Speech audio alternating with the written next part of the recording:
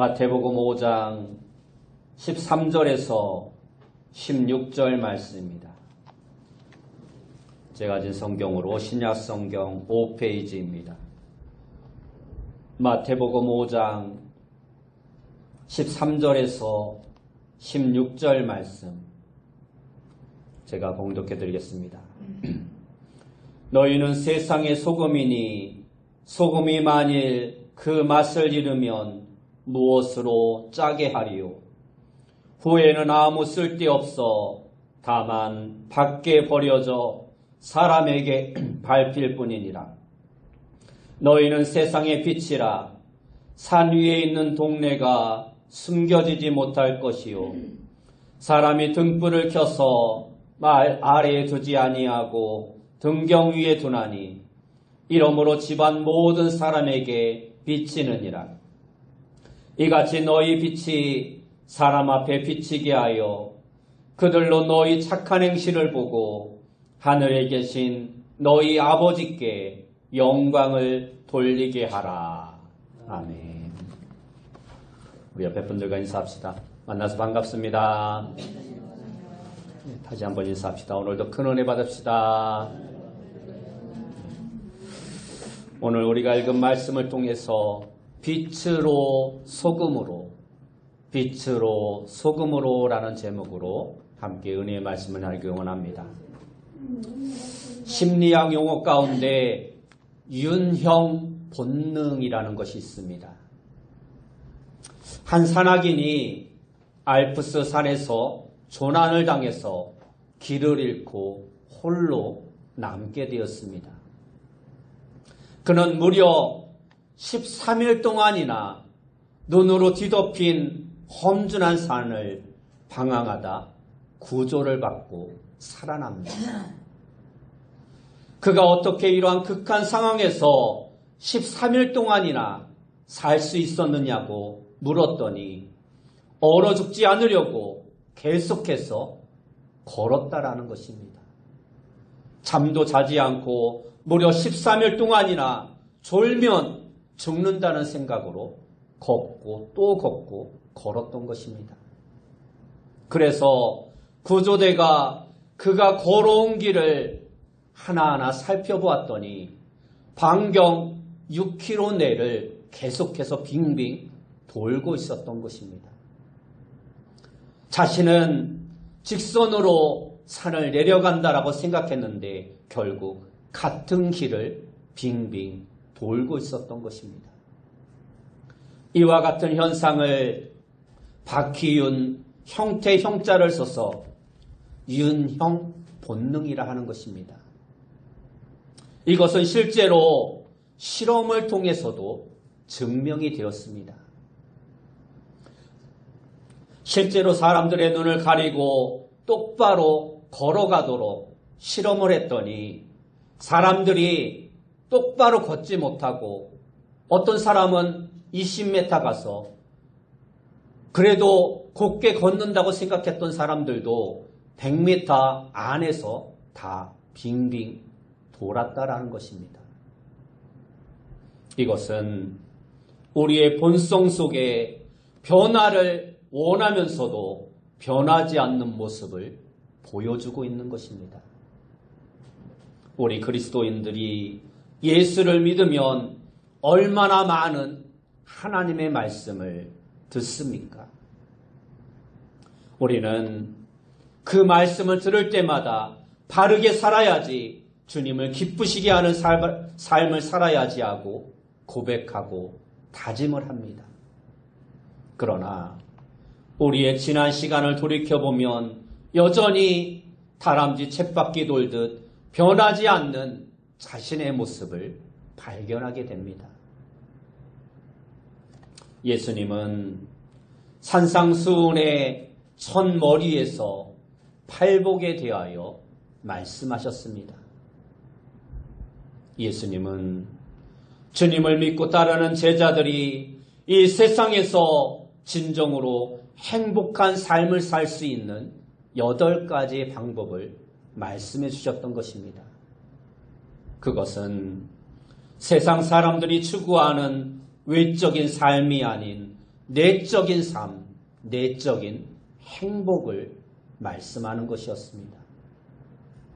예수님은 심령이 가난한 자, 애통하는 자, 온유한 자, 의에 줄이고 목마른 자, 긍휼히 여기는 자, 마음이 청결한 자, 화평하게 하는 자, 그리고 의를 위하여 박해를 받는 자가 행복하다라고 말씀해 주셨습니다. 이것은 우리의 노력과 결과도 중요하지만 성령님께서 우리의 마음과 생각을 다스려 주시고 우리의 생각을 온전히 주장해 주실 때 가능한 것입니다. 그러므로 우리는 늘 열린 마음으로 성령님을 의지하고 성령님을 사모할 때 예수님께서 말씀하신 이 팔복의 행복을 온전히 누릴 수 있는 것입니다. 팔복의 말씀을 가르치신 후에 예수님은 사랑하는 제자들이 이 세상 속에서 어떠한 자세로 삶을 살아가야 할 것인가를 말씀해 주셨습니다. 그 자세는 한마디로 말하면 너희는 세상의 소금이요 빛이다라는 것입니다. 그런데 우리 대부분의 사람들은 이 세상의 소금이다, 세상의 빛이다라는 이 말씀에 대해서 이것을 미래적인 말씀으로 생각할 때가 많습니다. 그래서 아직은 내가 주님 보시기에 소금으로서의 맛도 내지 못하고 세상의 어둠을 밝히는 빛으로 살아가고 있지는 못하지만 앞으로 열심히 노력하고 변화되어서 소금처럼 빛처럼 살아야겠다라고 생각을 합니다. 그래서 비록 지금은 주님 보시기에 너무나도 부족하지만 앞으로 더 노력하고 열심히 하면 소금과 빛의 사명을 감당하는 성도가 될 것이라고 생각하면서 현재의 삶을 위로하며 살아갑니다. 그런데 예수님께서는 그러한 우리 모두에게 다시 한번 오늘 말씀을 통해서 너는 이미 세상의 소금이다. 너는 이미 세상의 빛이다 라고 말씀하고 있습니다. 여러분 가운데 아직도 이렇게 생각하는 분이 있을지도 모릅니다. 목사님, 저는 세상의 소금이 되고 빛이 되려면 아직 멀었습니다. 제 믿음 하나도 지키지 못하고 이렇게 헐떡이며 넘어질 때가 많은데 제가 어떻게 빛과 소금의 사명을 감당합니까? 저는 너무 부족합니다. 그러나 여러분, 내가 보는 나의 모습이 어떠하든지 상관없이 예수님께서는 우리를 향하여 너는 세상의 소금이요 빛이다 라고 말씀해 주십니다. 어두운 밤길을 밝히기 위해서는 랜턴을 사용합니다. 배터리를 새 것으로 교체하면 먼 곳까지 환하게 비칠 수 있습니다.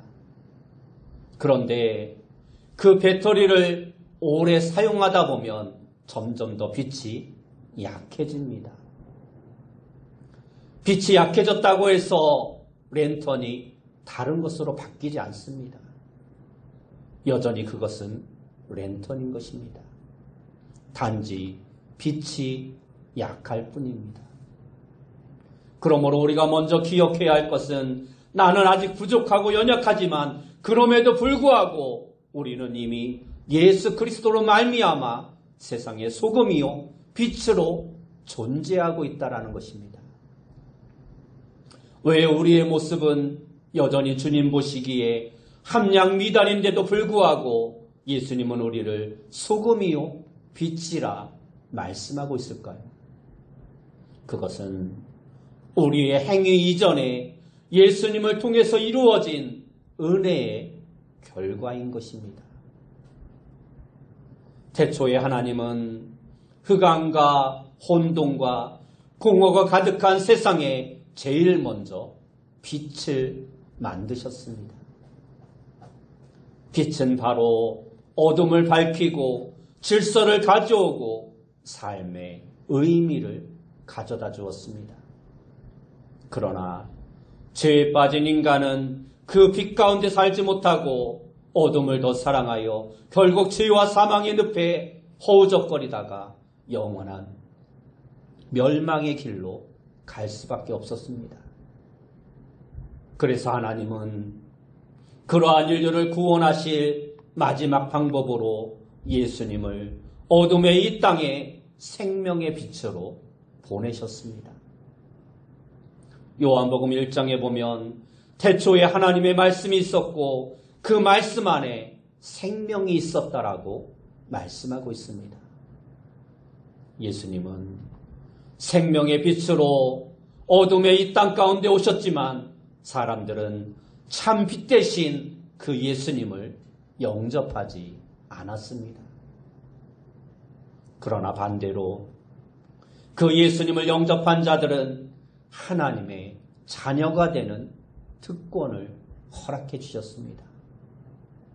이미 빛 대신 주님께서 우리 안에 거하고 계시기 때문에 우리는 빛된 하나님의 자녀가 된 것입니다.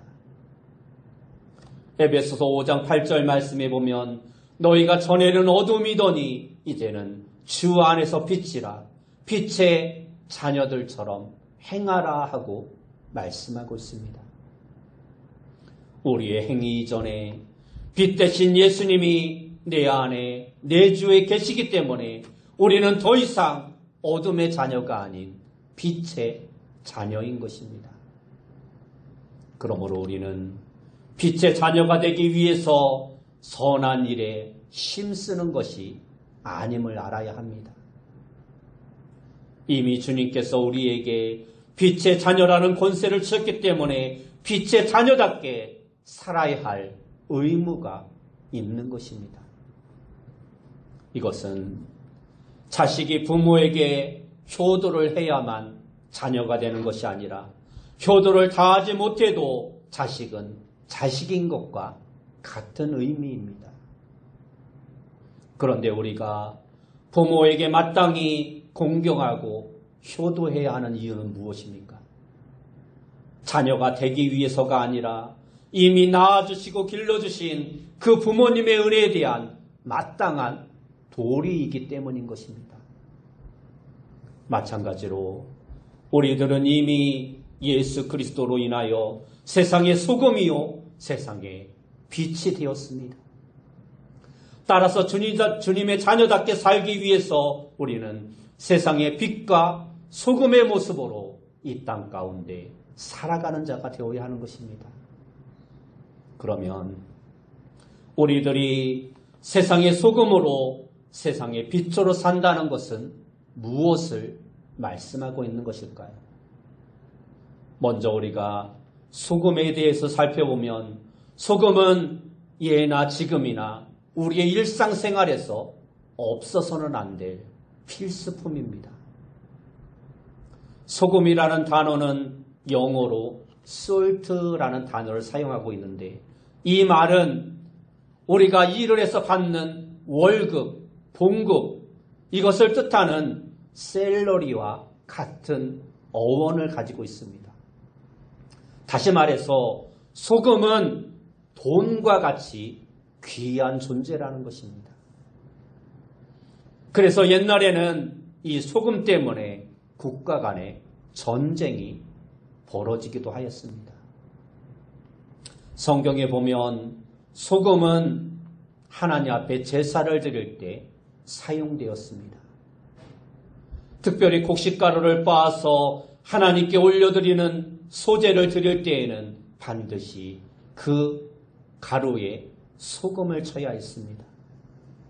이것은 또한 썩는 것을 방지하는 것으로 하나님 앞에 변하지 않는 언약의 맹세를 의미하는 것입니다.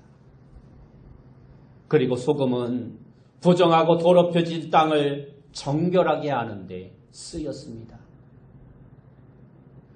또한 상처를 소독하고 치료하는 데 사용되기도 하였고 때로는 하나님의 진노나 심판을 상징하기도 하였습니다.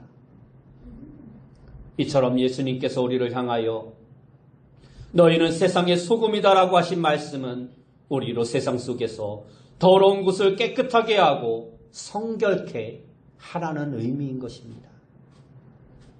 세상의 아픈 상처와 고통을 싸매어 주라는 것입니다. 그리고 하나님을 기쁘시게 하는 언약의 말씀을 붙잡고 살라는 의미인 것입니다. 만약 우리가 이 사명을 감당하지 못하면 결국은 하나님의 심판을 자초하고 마는 것입니다. 그래서 오늘 본문 13절 말씀에 보면 너희는 세상의 소금이니 소금이 만일 그 맛을 잃으면 무엇으로 짜게 하리요? 후에는 아무 쓸데없어 다만 밖에 버려져 사람에게 밟힐 뿐이니라 하고 말씀하고 있는 것입니다. 예수님 당시에 이스라엘에는 바다에서 나오는 소금이 아니라 바위에서 산에서 소금을 캤습니다. 바위에서 자연적으로 소금이 생성되는데 비가 오면 물에 염분이 씻겨 짠맛이 없어지고 바위만 남게 됩니다. 이것을 가리켜 맛을 잃은 소금이라 했던 것입니다. 맛을 잃으면 사람들은 그것을 그냥 밟고 지나갑니다. 그러한 의미에서 소금이 맛을 잃으면 사람들에게 밟힐 뿐이니라 말씀했던 것입니다. 또 다른 의미는 유대교의 전통과 관습에서 나온 말입니다. 당시에 신앙을 버리고 타락했던 사람이 다시 회개하고 돌아오면 그로 하여금 회당 문 앞에 그를 엎드리게 했습니다. 그리고 사람들로 하여금 그 위를 밟고 지나가게 합니다. 사람들이 밟고 지나가면 밟힌 사람은 큰 소리로 이렇게 외쳐야 했습니다. 나는 맛 잃은 소금이니 나를 밟고 지나가시오. 바로 이러한 배경을 염두에 두시고 예수님은 소금이 맛을 잃으면 사람에게 밟힐 뿐이니라 말씀했던 것입니다. 성도는 이러한 소금의 맛을 잃지 말아야 합니다. 소금의 특징은 짠맛입니다. 그 짠맛이 음식에 넣어지면 아름다운 맛을 냅니다. 그런데 그 소금이 음식에서 맛을 내려면 자신은 사라져야 합니다. 마찬가지로 우리 그리스도인들이 세상에 맛을 내는 그리스도인들이 되려면 먼저 내가 죽어져야 합니다. 내 안에 있는 고집과 혈기와 욕심이 죽어야 합니다. 세상을 따르고자 하는 이기적인 욕망이 내 안에서 사라져야 아름다운 맛을 낼 수 있는 것입니다. 우리들이 세상에서 소금처럼 산다는 것은 져주는 것입니다. 지는 것과 져주는 것은 전혀 다른 것입니다. 지는 것은 내가 능력이 부족해서 패하고 실패하는 것이지만 져주는 것은 내가 얼마든지 이길 수 있지만 봐주는 것입니다. 하나님은 지금까지 이처럼 우리를 봐주셨습니다. 만일 하나님께서 우리의 행위대로 모든 것을 갚아주셨다면 지금 이 자리에 있을 수 있는 분은 한 분도 없을 것입니다. 소금이 자신을 희생하여 맛을 내듯이 우리도 이 땅 가운데 썩어지는 미랄이 되어야 세상에 참된 맛을 낼 수 있는 것입니다. 만약 그리스도인들이 소금의 맛을 내지 못하면 세상에서 사람들에게 짓밟히게 될 뿐입니다. 결국 존재의 가치가 없어지고 세상에서 부끄러움을 당할 뿐인 것입니다. 여러분 모두가 자신이 있는 그 자리에서 소금처럼 자신을 희생하여 아름다운 맛을 내는 귀한 삶을 살아가는 성도님들이 되시길 예수님의 이름으로 축원합니다. 다음으로 빛에 대해서 살펴보길 원합니다. 예수님은 너희는 세상의 빛이다 하고 말씀해 주셨습니다.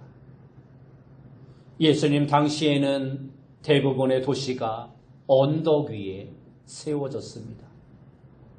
그래서 불을 켜면 밤에도 멀리에서 마을이 있는 것을 확인하고 알 수 있었습니다. 그리고 당시에는 오늘날처럼 성냥이나 전깃불이 없었습니다.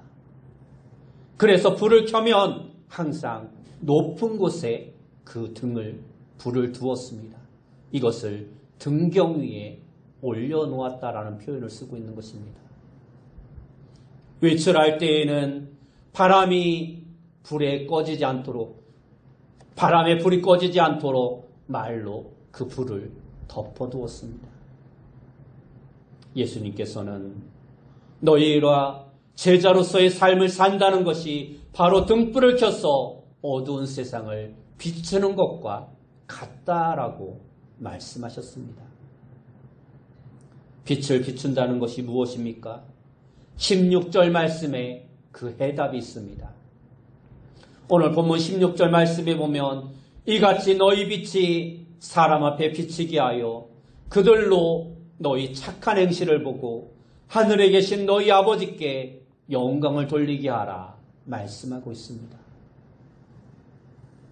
우리들이 세상에서 빛이라는 의미는 착한 행실을 보여주라는 것입니다. 옛사람의 모습을 벗어버리고 그리스도 안에서 새 사람으로 살아가라는 것입니다. 이것은 세상 사람들이 선한 일을 하면서 착하게 사는 것과는 다른 것입니다. 우리가 아무리 세상에서 선한 일을 많이 해도 그것은 자기의 의의를 쌓는 것입니다. 그러나 예수님을 믿고 구원받은 사람들이 하는 모든 선행은 자신의 자랑이나 공로를 쌓는 것이 아니라 하나님의 영광을 나타내기 위한 것입니다. 세상 사람들이 선한 일을 하는 것은 자기의 운명을 바꾸거나 자기의 소원을 성취하고 사람들에게 영광과 존경을 받기 위함입니다. 그러나 우리 그리스도인의 착한 행실은 하나님의 영광을 드러내기 위한 것이어야 합니다. 그것이 바로 아직도 어둠 가운데 방황하는 영혼들에게 생명의 빛을 비추어서 그들을 진리의 길로 인도하는 것입니다. 그래서 다니엘서 12장 3절 말씀에 보면 지혜 있는 자는 궁창의 빛과 같이 빛날 것이요 많은 사람을 옳은 대로 돌아오게 하는 자는 별과 같이 영원토록 빛나리라 말씀하고 있는 것입니다. 그러면 오늘 우리들이 어떻게 하면 이 세상에 빛을 비추어 어둠 가운데 있는 영혼들을 옳은 대로 생명의 길로 바르게 인도할 수 있을까요? 그것은 바로 우리가 주님의 마음을 닮아가는 것입니다. 우리는 스스로 빛을 발할 수 없는 존재임을 알아야 합니다. 우리는 달과 같은 존재입니다. 달은 스스로 빛을 내는 광채가 아닙니다. 단지 태양의 빛을 받아서 그 빛을 반사할 뿐입니다. 이와 마찬가지로 우리는 빛 대신 예수님을 모시고 주님과 함께 걸어갈 때 내 안에 주님의 모습이 나타나고 주님의 향기가 나를 통해서 드러나게 되는 것입니다. 향을 싼 종이에서 향내음이 나듯이 우리가 주님을 우리의 삶의 중심에 모시고 주님과 함께 동행하면 그 빛 대신 주님의 모습이 우리의 삶을 통해 나타나게 되는 것입니다. 인도에서 사역했던 맥스웰 선교사는 그리스도를 닮기 위해 힘썼던 사람이었습니다. 그 맥스웰 선교사님이 한 번은 힌두교인 인도 사람에게 그 지방의 말을 배우고 싶어서 언어를 가르쳐 달라고 부탁을 했습니다. 그랬더니 그 사람이 정중하게 거절을 했습니다. 안 된다는 것입니다. 그 이유를 물으니 그 힌두교인이 이렇게 말합니다. 당신과 함께 있으면 제가 기독교인이 될 것 같아서 거절합니다. 그래서 맥스웰 선교사가 다시 한번 부탁합니다. 제가 절대로 당신에게 예수님을 믿으라고 전도하지 않을 테니 그냥 언어만 가르쳐 주십시오. 그렇게 재차 부탁을 했는데도 그 사람은 다시 거절을 합니다. 당신과 함께 있으면 내가 그리스도인이 되지 않는다는 것은 불가능합니다. 라고 하면서 거절을 했다라는 것입니다.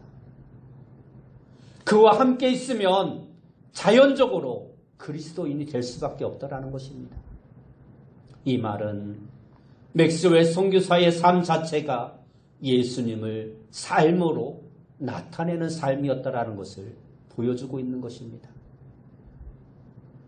밤바다를 향해 항해하는 배들에게 등대는 안전한 항구로 인도하는 매우 중요한 역할을 합니다. 이처럼 생명의 빛이신 예수님은 우리 인생의 등대와 같으신 분이십니다.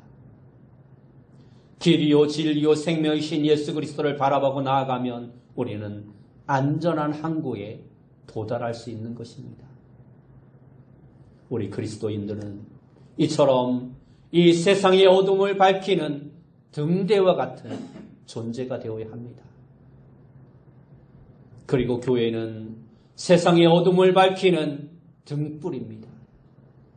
우리는 지금도 어둠 가운데 방황하는 영혼들에게 길이요 진리요 생명의 빛 대신 그 예수님을 나타내 보이고 증거하는 자가 되어야 합니다. 그것은 바로 우리의 삶으로 예수님의 향기를 나타내는 것입니다. 우리의 삶 속에서 주님의 모습을 보여주는 것입니다. 우리의 삶이 예수님을 가리키는 나침판이 되어야 하는 것입니다. 어느 집사님의 간증 가운데 이러한 내용이 있습니다. 17년 전 저는 누구보다도 기독교를 싫어하는 사람이었습니다. 저는 어릴 적부터 불교 집안에서 자라났기 때문에 기독교인들을 만날 수 없었지만 내 기억 속에 기독교인들은 늘 안 좋은 모습이었습니다. 결혼 후 시작하게 된 피아노 레슨 일을 시작하면서 기독교인들의 가정을 방문할 기회가 많았고 그를 통해서 오히려 기독교에 대한 나의 인상은 더욱더 나빠지기만 했습니다. 교회 일을 한답시고 집안을 엉망으로 해놓고 다니는 주부들, 자식들 피아노 가르치는 일에만 욕심을 냈지 정작 레슨비 내는 것에는 너무나 인색한 사람들, 그들이 전도를 하겠다며 하나님의 사랑을 말할 때 저는 기독교인들 모두가 진실되지 못한 거짓 삶을 살아간다라고 생각했습니다. 그러던 어느 날 소연이라는 학생을 소개받았습니다. 그 집 또한 기독교인 가정이라는 말을 듣고 저는 아무런 기대도 없이 소연이네 집을 방문했습니다. 그런데 소연이네 집은 첫 인상부터 남달랐습니다. 깔끔하게 정도된 거실과 평온한 집안 분위기, 무엇보다도 소연이 어머니의 밝은 인상과 친절한 말씨는 저의 마음을 쉽게 녹였습니다. 그때부터 저는 기독교인들에 대한 편견을 조금씩 버릴 수 있었습니다. 제가 첫 아이를 출산하고 한 달 동안 레슨을 쉰 적이 있습니다. 그때 소연이 어머니가 저희 집을 찾아왔습니다. 그리고 일하지도 않은 한 달 레슨비와 선물을 주고 가셨습니다. 당시 내가 가르치는 학생이 20명도 넘었지만 누구도 나를 걱정해 준 사람 한 사람도 없었습니다. 오직 소연이 어머니 한 분뿐이었습니다. 그날 소연이 어머니가 돌아가신 자리에는 예쁜 가족 성경책과 찬송가가 놓여 있었습니다. 그 후 저는 소연이 어머니가 소개해준 교회에 나가게 되었고 지금 그 교회 집사로 열심히 그 교회를 섬기고 있습니다. 여러분, 그리스도인으로서 소금과 빛의 사명을 감당하는 것은 결코 대단한 것이 아닙니다. 뭔가 특별한 삶을 살아가는 것이 아닙니다. 그저 내가 있는 곳에서 조금 양보하고 조금 희생하며 사랑으로 누군가를 섬기는 것입니다. 그 속에 주님의 영광이 나타나고 불신 영혼이 주께 돌아와 하나님께 영광을 돌리는 놀라운 변화의 삶이 있게 되는 것입니다. 주전 4세기경 그리스에 디오게네스라는 유명한 철학자가 있었습니다. 그는 그리스의 아테네 도시를 대낮에 등불을 들고 걸어 다니기로 유명하였던 사람입니다. 그의 눈에는 아테네 도시가 어둠의 도시로 보였던 것입니다. 많은 사람들이 그에게 물었습니다. 도대체 밝은 대낮에 왜 등불을 들고 다니는 것입니까? 그러자 디오게네스는 이렇게 대답했다고 합니다. 사람을 찾고 있습니다. 이 시대를 밝힐, 이 어둠을 밝힐 사람다운 사람을 찾고 있습니다. 그렇습니다. 오늘 예수님께서도 지금 이 시대에 필요한 누군가를 찾고 있습니다. 소금과 같이 빛과 같이 세상에 맛을 내는 사람을 찾고 계시고 이 세상의 어둠을 밝힐 수 있는 그러한 사람을 찾고 계십니다. 여러분, 우리 모두가 바로 주님이 이 시대에 찾으시는 그 한 사람이 되어서 이 세상을 비추는 빛과 소금의 삶을 살아갈 수 있는 그러한 삶의 모습이 우리 모두에게 있어지기를 예수님의 이름으로 축원합니다. 기도하겠습니다. 사랑하는 주님, 우리 모두가 비록 부족하고 연약하지만 예수 그리스도를 우리 안에 모심으로 말미암아 이미 우리가 세상의 소금이요 세상의 빛인 자인 것을 깨닫고 하나님이 원하시는 아름다운 삶을 살아갈 수 있는 귀한 성도들이 다 되어줄 수 있도록 인도하여 주옵소서. 예수님의 이름으로 기도드리옵나이다. 아멘.